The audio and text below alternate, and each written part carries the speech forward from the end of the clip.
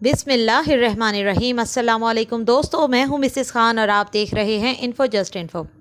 आज हम कुरान पाक की 22वीं सूरह हज के बारे में बात करेंगे। ये सूरह मक्की है या मदनी, इस राय में थोड़ा सा इख्तलाफ है। हज़रत अब्दुल्ला बिन इब्ने अब्बास रज़ी अल्लाह तआला अन्हा का कौल है कि ये सूरह मक्की है और 3 आयात इसकी मदनी हैं। इस सूरह में 10 रुकू हैं और 78 आयात हैं। इसमें हज के अहकाम का ज़िक्र किया गया है, इसी मुनासबत से इसका नाम सूरह हज रखा गया है। हज़रत उक़बा बिन आमिर रज़ी अल्लाह तआला अन्हा फरमाते हैं कि मैंने रसूलुल्लाह सल्लल्लाहु अलैहि वसल्लम से अर्ज़ किया कि या रसूलुल्लाह सल्लल्लाहु अलैहि वसल्लम, सूरह हज को फ़जीलत और बुज़ुर्गी 2 सजदों के ज़रिए दी गई है। आप सल्लल्लाहु अलैहि वसल्लम ने इरशाद फरमाया, हाँ, इमाम अबू हनीफ़ा के नज़दीक मजमूआ एतबार से भी इस सूरह में 2 सजदे हैं। पहला सजदा तिलावत की वजह से है और दूसरा सजदा नमाज से मुराद रखता है। हज़रत इब्ने अब्बास रज़ी अल्लाह तआला अन्हा से रिवायत है कि इस सूरह में पहला सजदा अज़मत है और दूसरा सजदा तालीम है। इस सूरत का मरकज़ी मज़मून हज के फ़राइज़ व अहकाम, जहाद का हुक्म और दीन इस्लाम के बुनियादी हक़ाइक़ को बयान करना है। इस सूरत की इब्तिदा में अल्लाह ताला ने बैत आज़म यानी कि बैतुल्लाह शरीफ का ज़िक्र किया है कि जो शख्स अल्लाह के घर का हज करके वापस होता है तो वो इस तरह गुनाहों से पाक हो जाता है जैसे आज ही वो पैदा हुआ हो।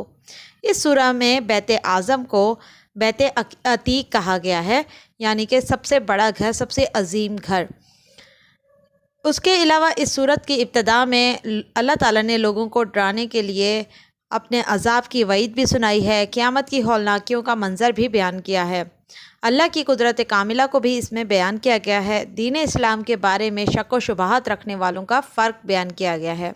कुफ़ार की सज़ा और उनको दिए जाने वाले अज़ाब और ईमान वाले लोगों की जज़ा बयान की गई है। इस सूरह में हज के ऐलान के अलावा इसका ज़िक्र और उसके अहकाम बयान किए गए हैं। कुफ़ार के साथ जंग करने की इजाज़त दी गई है। कुफ़ार मक्का को पिछली उम्मतों के अज़ाब से डराया गया है।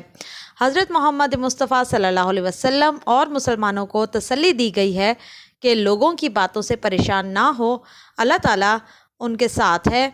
और शहीदों और इंतकाल करने वालों की जज़ा भी बयान की गई है। कुरान पाक की अज़मत, फ़जीलत और शान भी इस सूरह में बयान की गई है और ये भी बताया गया है कि कुफ़ार इस कुरान पाक को पसंद नहीं करते और साथ ही साथ वो अंबिया कराम से भी बुग़्ज़ व अनाद रखते हैं।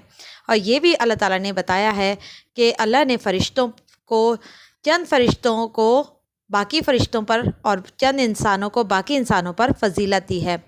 ये सूरह अपने अंदर बहुत से ख़वास रखती है, इसकी बहुत सी फ़जीलत है, बहुत ही फ़वाइद हैं। जैसा कि अगर आप रिज़्क़ की फ़रवानी चाहते हैं, कोई नई जॉब है या नया कारोबार और चाहते हैं कि उसमें बरकत रहे और जब भी आप अपने काम पे जाएं तो आपके काम में बरकत और इजाफ़ा ही हो, कोई नुकसान, कोई परेशानी ना देखनी पड़े, तो उसके लिए जॉब के पहले दिन या कारोबार के पहले दिन ही 7 मरतबा सूरह हज को अव्वल आखिर 11 मरतबा दरूद शरीफ के साथ पढ़ लिया जाए और इसका ये 7 मरतबा पढ़ के ख़त्म कर लिया जाए तो नए कारोबार में बरकत और इजाफ़ा रहेगा, किसी किस्म का कोई नुकसान या धोखा नहीं मिलेगा। और अगर आपकी जॉब है तो जॉब में दिन दुगनी रात चुगनी तरक्की होगी, आपको हर किस्म के मसाइल से हिफाजत रखेगा अल्लाह ताला।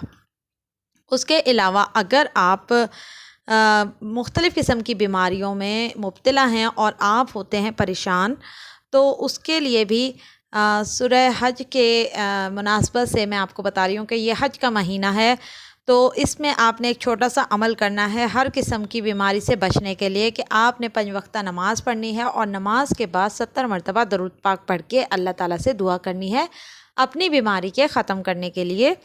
और उसके अलावा दिन में 2 मरतबा अपने सीधे हाथ का अंगूठा अपनी नाक पर रखकर 21 मरतबा आपने पहले अव्वल आखिर 1-1 मरतबा दरूद शरीफ पढ़ना है और दरमियान में आपने पढ़ना है 21 मरतबा या सलामो या अल्लाह। اس کے بعد 21 مرتبہ پڑھنا ہے یا شافی ہو یا اللہ ہو، اور اس کے بعد 21 مرتبہ سورہ فاتحہ پڑھنی ہے، اور 21 دن تک مسلسل آپ نے یہ عمل کرنا ہے۔ تو چاہے بڑی بیماری ہو یا چھوٹی بیماری، جسم کے تمام امراض انشاءاللہ تعالیٰ اس عمل کی برکت سے ختم ہو جائیں گے۔ یہ حج کا مہینہ ہے، اس مہینے میں ذی الحج کے مہینے میں ایک بار آپ یہ 21 دن کا عمل کر لیں، انشاءاللہ تعالیٰ آپ کے جسم سے تمام بیماریاں ختم ہو جائیں گی۔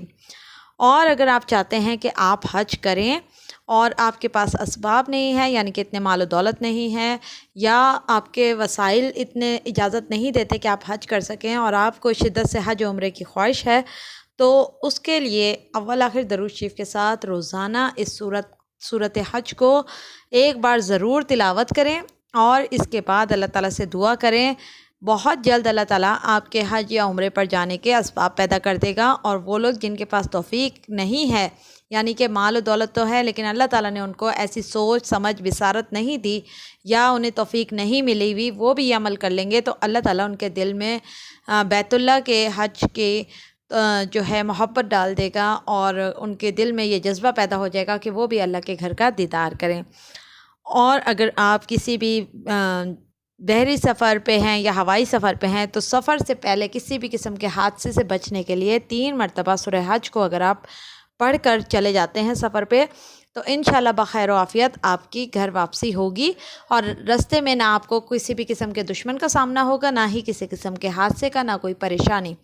امید ہے کہ یہ سورہ آپ کی زندگیوں میں ایمان اور سکون کا باعث بنے گی۔ ساتھ ہی ساتھ آپ حج و عمرہ اگر کرنا چاہتے ہیں تو اس سورہ کو روز پڑھنا اپنا معمول بنا لیں، اور تب تک پڑھتے رہیں جب تک کہ آپ کو حج کی سعادت یا عمرے کی سعادت نصیب نہ ہو جائے۔ کوشش کریں، اللہ تعالیٰ سے سچے دل کے ساتھ سچی نیت کے ساتھ دعا کرتے رہیں، انشاءاللہ تعالیٰ اللہ اس سورت کی برکت سے آپ کو حج عمرے کی سعادت نصیب فرمائیں گے۔ بیماریاں ہیں تو وہ بھی دور ہو جائیں گی اس بابرکت مہینے میں، اور رزق کی فراوانی بھی ملے گی۔ قرآن پاک کے ذریعے اپنے تمام مسائل کو حل کیجئے، اللہ سے رجوع کیجئے، بے شک اللہ سب سے بڑھ کر عطا کرنے والا ہے۔ ویڈیو پسند آئی ہو تو اسے لائک اور شیئر کیجئے صدقہ جاریہ کے طور پر۔ ہمارے چینل انفو جسٹ انفو کو اگر ابھی تک سبسکرائب نہیں کیا تو فوراً سبسکرائب کر لیں، تاکہ تمام بہترین ویڈیوز آپ کو ملتی رہیں۔ ہمیں اجازت دیجیے اگلی ویڈیو تک کے لیے۔ اللہ حافظ۔